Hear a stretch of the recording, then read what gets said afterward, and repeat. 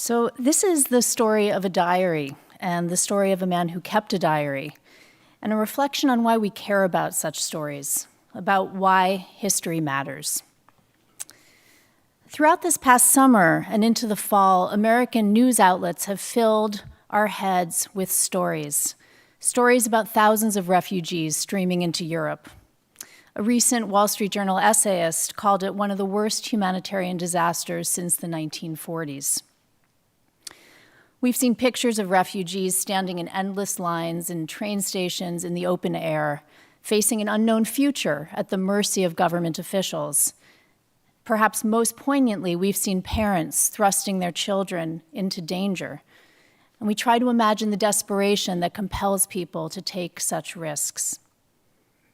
Inevitably, like that Wall Street Journal essayist, we draw parallels to the Jewish refugee crisis of the 1930s and 40s, and to the displaced person seeking safe harbor in the face of the Second World War and the Holocaust. As we confront the human catastrophes of the 21st century, we continue to think through the meaning of historical events from the 20th century. Why? What in particular do we hope to learn? Is there an ethical and moral value to the study of the past? The story of Lucien Dreyfus and his diary is one among countless stories that historians have reconstructed about this earlier time. It serves to remind us about the impact of warfare on individual lives and about the human capacity for resilience, even in the most appalling situations. Shortly after the United States Holocaust Memorial Museum opened its doors to the public in 1993, 8 notebooks arrived. The notebooks were divided. They were divided among 6 separate brown envelopes. They were sent by regular first-class mail. A Dallas, Texas postmark was stamped on each envelope's upper right corner. Aside from that postmark, they contained no other clue as to the sender's identity. There was no return address, no accompanying letter, no donor name, no donor story accompanied the gift of those diary notebooks. A mysterious gift for an archive. In 2000, I showed up at the Holocaust Museum archives. I was there to do research for my doctoral dissertation, a dissertation about Jewish diary writing during the Holocaust. And I found a reference in the library catalog to one Lucien Dreyfus, to the diary of one Lucien Dreyfus, who bears no relation to the famous Alfred. I was the first scholar to pore over his diary entries. They spanned the years 1925 to 1943 with a focus on the years, many more dating from the years 1940 to 1943. In the entries that he recorded, particularly during the Second World War, he wrote aphorisms like, irony is the best antiseptic, and at the present time, you have to be Jewish to suffer and truly experience the meaning of human existence. I encountered in those pages this astute, ironical, sometimes tender, always opinionated man. And he captivated me, despite the fact that the archivists at the museum had still not been able to identify the mysterious donor, so we didn't know what the copyright issues were with this diary. I plunged into the project of learning as much as I could about this man from what I could glean from the pages he had written. And this is part of what I learned. Lucien Dreyfus was a French Jewish native of Alsace, a man just shy of 60 years old at the outbreak of the Second World War, a teacher at the most prestigious high school in the city of Strasbourg, an editor of the leading Jewish newspaper of the French Jewish weekly that was published for the Jews of Alsace and Lorraine. He was the devoted father of an only daughter and the doting grandfather of an only granddaughter. In 1939, after the French declaration of war on Hitler's Germany, Lucien and his wife, Marthe, were forced by the French state to leave their city of Strasbourg, along with thousands of other Jewish and non-Jewish residents of that city and the surrounding area.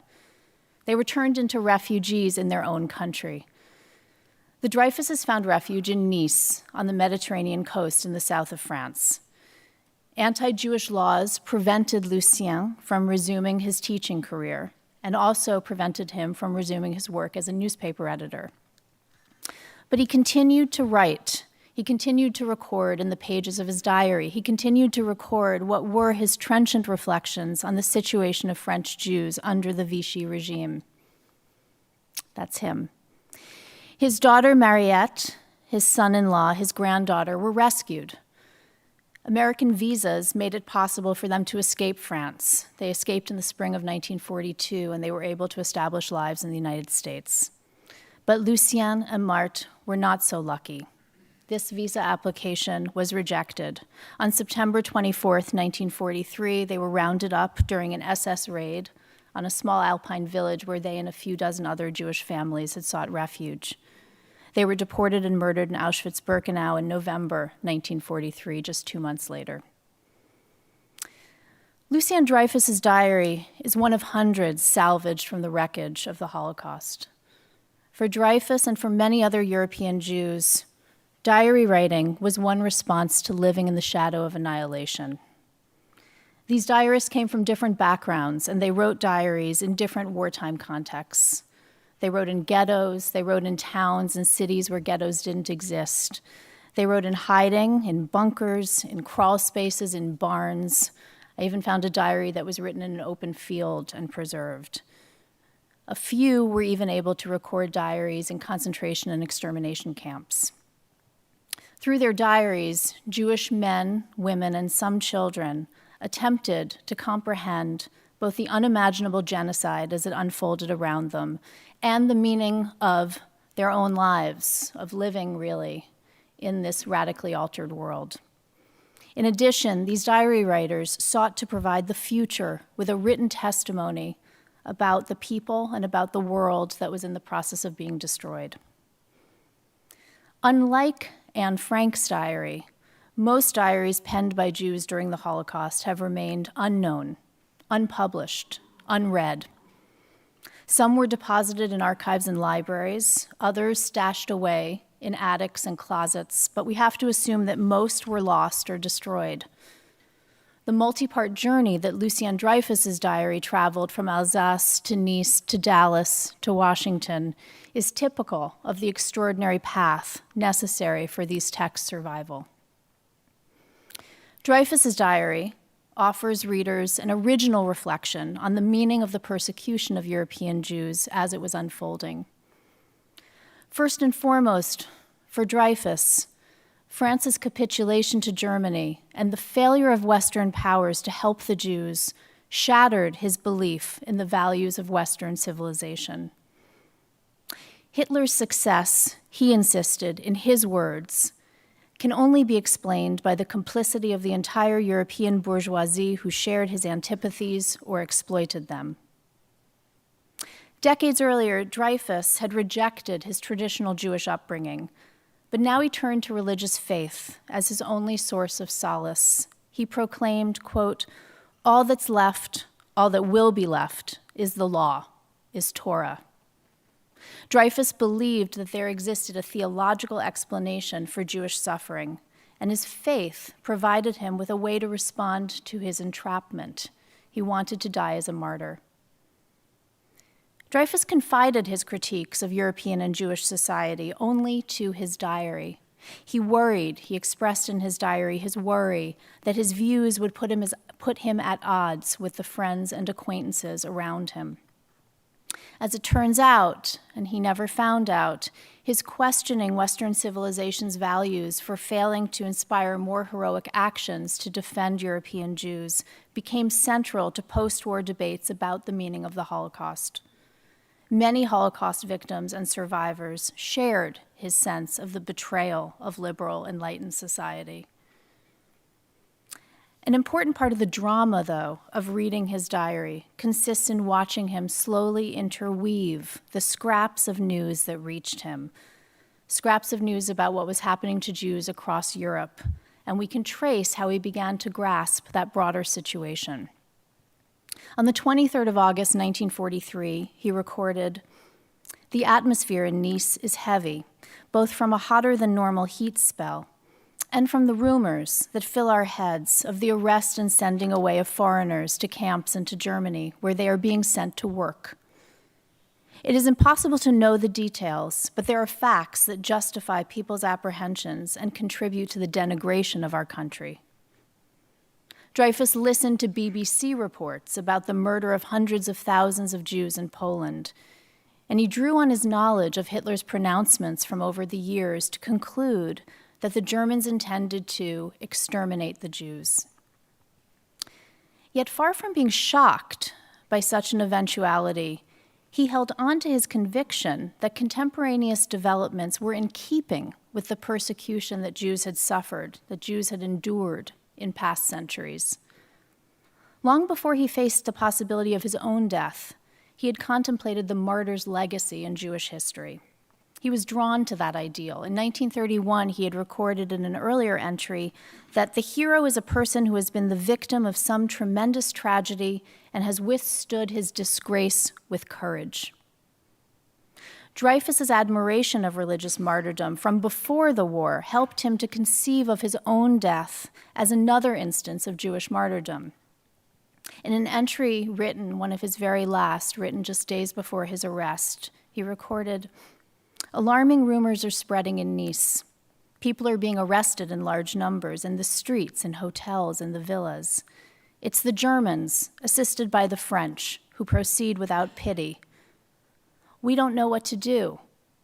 There is only one thing to do: trust that God will help.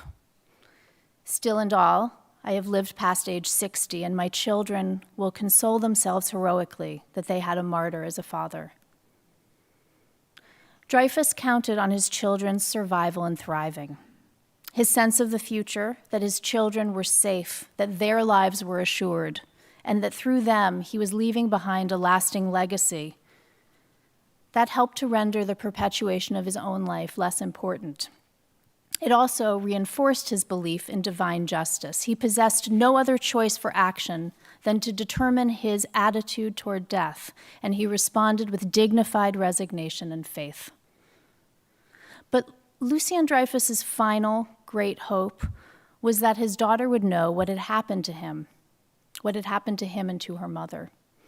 He needed for her to understand his martyrdom. He imagined that for his daughter, mourning her parents' death would entail a heroic effort. In the likely event of his premature death, he wished for his diary to reach her, that she might find answers to the questions she would surely have.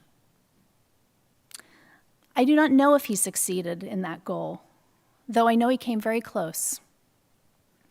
In 2012, 12 years after I had first read Dreyfus's diary in the archives of the Holocaust Museum, I went back to those archives. I was doing research for a different project. Yet, on my first day in the archives, I found myself, as one does, talking to the librarians and archivists, and in this case, talking to them about Lucien Dreyfus. I wanted to share with them the story of this unbelievable gift that I had received, a gift I had received in the mail here in my office mail at Williams. One Wednesday afternoon in April 2010, I was checking my mailbox in Hollander Hall, and mixed in among the usual academic press catalogs and on-campus mailings was this white envelope. In my usual rush to get through my mail, I came quite close to tearing it in half and putting it in the recycling bin, but something made me stop to investigate its contents, lucky that I did, and inside the envelope was a single photograph. A photograph of a painting of a middle-aged man, and on the back was affixed the typed label that you see, saying the name Lucien Dreyfus and his birth and death dates. And it was the first time that I had ever seen his likeness. That first visa application that I put up, I only found recently. I then noticed the Dallas, Texas postmark. The Holocaust Museum's mystery donor had found me. Somehow this person must have come across the book that I had published, this book in which I analyze, among others, Lucien Dreyfus's diary, but I still couldn't understand why would someone keep track of the publication of scholarly work on Dreyfus and continue to hide their identity. This time, tenacity and new resources, especially new online resources, made it possible to find traces of the past that had been deeply buried. The Holocaust Museum's librarian dug up passenger lists for ship journeys across the Atlantic in the 40s and 50s, and Mariette's name, his daughter Mariette, turned up on several of those lists. We figured out his granddaughter's married name, crucial, thanks to a wedding announcement that turned up in all places in the Bennington Banner. The final essential clue was a U.S. Social Security listing, a record listing Mariette's date of death, and that her last home address was in Dallas, Texas. We ascertained that Dreyfus's daughter and granddaughter had settled in Dallas. We were able then to locate Lucien's granddaughter's address, and the three of us, this librarian, archivist, and I, jointly composed a letter and rapidly put it in the mail, posted to his granddaughter. 4 days later, she called. She called my colleague at the Holocaust Museum archives, and what we learned from that phone call was astonishing. Lucien's granddaughter had not known about the existence of her grandfather's diaries. The mystery donor was her husband. He had found the diaries among Mariette's possessions during the final years of her life when she was suffering from advanced Alzheimer's disease. He sensed they were important. He couldn't read French. He didn't want to burden his wife with their discovery. He remained ignorant of their contents, therefore, yet wordlessly he mailed off the notebooks to the Holocaust Museum. In the conversations that remained unbroached among the descendants of Lucien and Martha Dreyfus are traces of the sorrow that lingered. Despite finally discovering the identity of the donor, indeterminacy and silence endure. Sometimes the traces of the past resurface, but sometimes traces of the past disappear. I will never know what sense, if any, Lucien Dreyfus made of Auschwitz and of the train journey that carried him there. Was he able to hold on to the image of his daughter and granddaughter, to continue to console himself that he would die a martyr's death? I will never know who salvaged the diary notebooks after his arrest. And most agonizing of all, I will never know, did Mariette read the diary that her father ultimately wrote for her and wanted her to have?